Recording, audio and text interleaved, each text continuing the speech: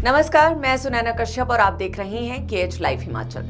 Congress party Himachal Pradesh में सत्ता में तो है, मगर संगठनात्मक आधार पर स्थिति बेहद कमजोर है।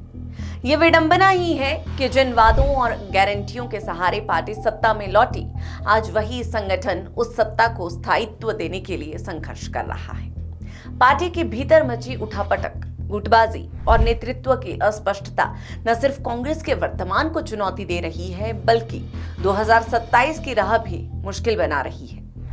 पार्टी के पूर्व प्रदेश प्रभारी राजीव शुक्ला यदि समय रहते जमीनी हालात समझते और नेताओं की नाराजगी को गंभीरता से लेते, तो शायद ना तो वरिष्ठ नेता पार्टी छोड़ते और ना ही कांग्रेस को राज्यसभा की एक अहम सीट गंवानी पड़ती। लेकिन कांग्रेस का चरित्र ही मानो कुछ ऐसा बन गया है जहां फैसले दरबार में होते हैं, जमीन पर नहीं। नतीजन न संगठन खड़ा हो पाया, न भरोसेमंद नेतृत्व उभरा। बहरहाल कांग्रेस का अपना दरबार है और इसी पसंद के हकदारों की जवाबदेही कहां तय होती है।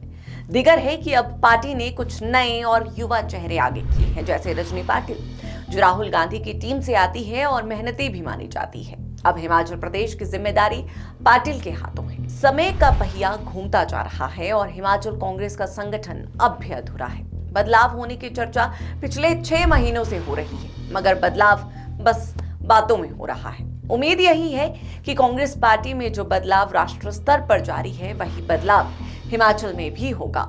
अब कब होगा ये हम नहीं जानते, मगर कांग्रेस पार्टी कहती है कि बहुत जल्द होगा। हिमाचल प्रदेश में इस वक्त कांग्रेस की सरकार है, लेकिन अब उसका असली इम्तिहान है। पिछले 2.5 साल सरकार ने जैसे भी चलाए, अब अगले 2.5 साल में सरकार को जनता से किए वादों को निभाना है। यहाँ आर्थिक बुनियाद और सियासत की हर चाल के कब्जे में प्रदेश का भविष्य फंसा है। पिछला चुनाव गारंटियां गिनता रहा, लेकिन अब यथार्थ के सब पहलू भारी है। सत्ता और संगठन में तालमेल बैठाते बिठाते नियुक्तियां होती रही, कुछ नेताओं की ताकत बढ़ गई, लेकिन दूसरी तरफ कई नेता अब भी नाराज हैं और पार्टी में आपसी खींचतान जग जाहिर है। बेशक सत्ता की अपनी पसंद में पार्टी का रुतबा दिखाई दे रहा हो, लेकिन जमीन पर हल कौन चलाएगा?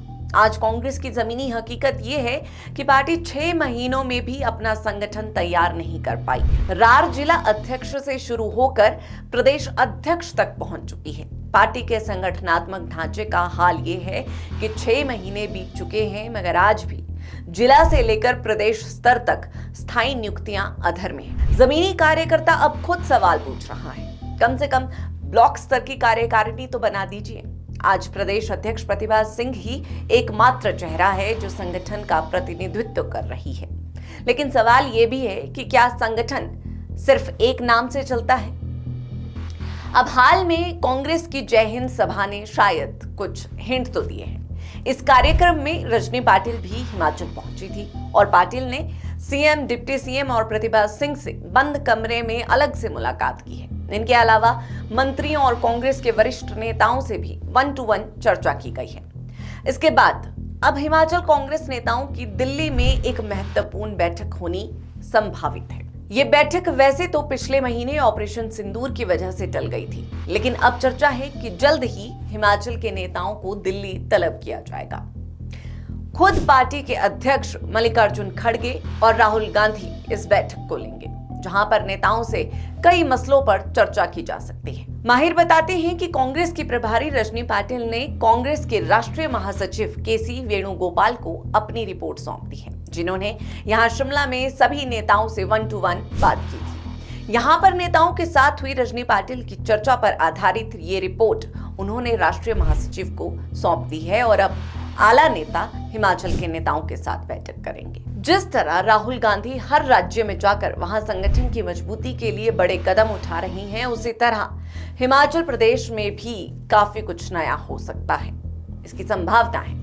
माना यह भी जा रहा है कि हिमाचल में कई तरह के बदलाव हो सकते हैं ताकि फील्ड पर रिजल्ट दिखे। बताया जा रहा है कि रजनी पाटिल ने यहां नेताओं से अलग अलग मामलों पर चर्चा की है और ये पूरी चर्चा संगठन पर ही आधारित थी। संगठन को मजबूती देने के लिए अहम कदम उठाने जरूरी है। यहाँ 6 महीने से ज्यादा का समय हो चुका है और अभी तक नए पदाधिकारियों की घोषणा नहीं हुई। इस बीच अटकलें यहां पर अध्यक्ष को बदले जाने की भी लगाई जा रही है। सियासी माहिरों की माने तो रजनी पाटिल ने नेताओं से यही चर्चा की है कि यदि कांग्रेस अध्यक्ष के पद से प्रतिभा सिंह को हटाया जाए तो फिर कौन नया अध्यक्ष बनाया जा सकता है।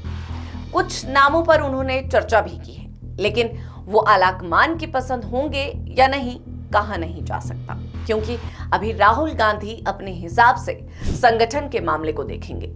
चर्चा इस बात की भी है कि सीएम सुक्खू का वर्क पैटर्न राहुल गांधी को पसंद आया है। मुख्यमंत्री सुखविंदर सिंह सुक्खू प्रदेश में व्यवस्था परिवर्तन पर काम कर रही हैं और उसमें काफी हद तक उन्हें सफलता भी मिली है। उन्होंने खुद राहुल गांधी को इसका पूरा फीडबैक पिछले दिनों में ही दिया है। कांग्रेस यही चाहती है कि हिमाचल में कांग्रेस रिपीट करे और यहां संगठन मजबूत हो।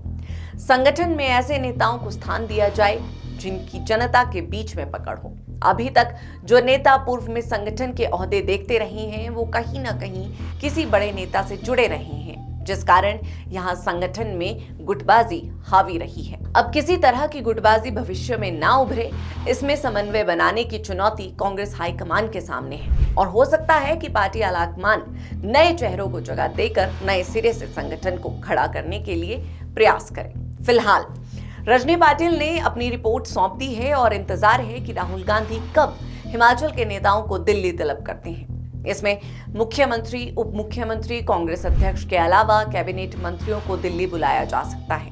वहीं कुछ वरिष्ठ नेताओं को भी वहां बुलाकर बातचीत में शामिल किया जा सकता है।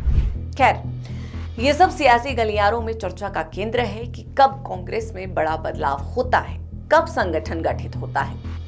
अब जाहिर है कि सत्ता में आना एक बात है, उसे स्थायित्व और संगठनात्मक मजबूती देना दूसरी। हिमाचल जैसे छोटे लेकिन राजनीतिक रूप से संवेदनशील राज्य में यदि आंतरिक मतभेद और नेतृत्व में संवाद की कमी बनी रही तो आने वाले चुनाव में इसका खामियाजा भुगतना पड़ सकता है। अब सबकी नजरें राहुल गांधी और कांग्रेस आलाकमान पर टिकी है। सवाल ये है कि क्या हिमाचल कांग्रेस को वो संगठनात्मक रूप मिलेगा जिसकी उसे आज सबसे ज्यादा जरूरत है, या फिर सत्ता की ये डोर भी आपसे खींचतान में उलझ जाएगी। बहरहाल आज की इस चर्चा में इतना ही। इस पूरी चर्चा पर आप सभी की क्या राय है ये हमें कमेंट कर जरूर बताएं।